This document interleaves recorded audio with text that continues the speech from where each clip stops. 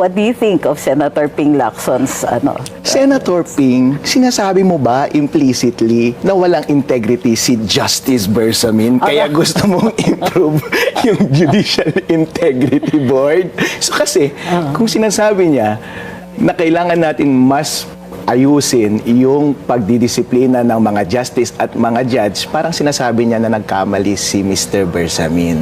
Aray. So, akala niya, pinagtatanggol niya si Mr. Bersamin o si BBM, implied yun, sir, na sinasabi mo na mahina talaga ang sistema natin sa ating gobyerno sa pagpili ng maayos na mga judge and justices.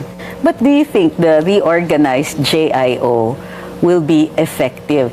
Kasi sa totoo lang, kailangan natin ng ng trust sa ating hudikatura. Right now, it's the last man surviving yata. Within the three branches, between the three branches of government, so far the judiciary has maintained its integrity.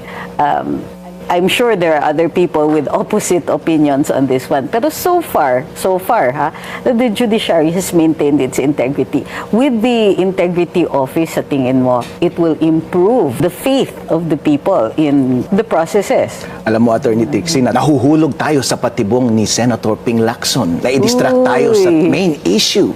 Kasi ginugulo nila tayo, sabi nila, nagkulang ang judiciary, nagkulang si Bersamin, ayusin na natin yung judiciary. Sir, sapat na kung ano man ang mga proseso sa ating gobyerno ngayon na panagutin kung sino man ang nanagot. Meron bang pumipigil sa iyo na panagutin si Bersamin ngayon at lahat ng mga sinabing tauhan ni Zaldico? Panagutin mo sila. Ang daya-daya mong sinabi na measures para maayos ang gobyerno natin. Bakit hindi mo gamitin kung ano yung mga measures na meron ngayon at panagutin mo sila? Gusto kong makakita ng kaso. Interesting kasi yung point mo na dito yung usok, pero dun yung dilig.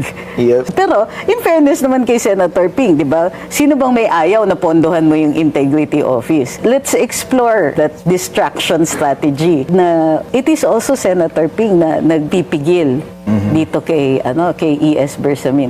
But hindi ba yan naman talaga yung takbo ng Senate investigation?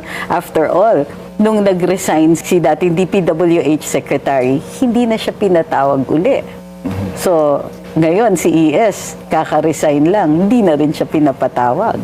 O yun nga eh, kapag nagkabuko-buko talaga, ang hirap manisi ng mga scapegoat, ng mga maliliit na tao. Pero tanungin mo ang taong bayan, yun ba ang gusto nilang marinig? Pumunta ka sa probinsya, ang bukang bibig nila puro flood control na iinis na sila sa ating gobyerno. Satisfied ba sila sa response ng gobyerno? Hindi. Kasi hanggang ngayon, wala pa rin nakukulong, walang napapanagot. Kung sino man yung mga pangalan na binabanggit nila na pinapanagot, hindi namin kilala yan, hindi namin binoto yung mga yan, pero somehow, walang kwenta ang Pilipinas ngayon. Pwedeng panagutin nyo kung sino yung mga taong pinagkatiwalaan namin dahil wala na kaming tiwala sa kanila, tanggalin nyo sila, please.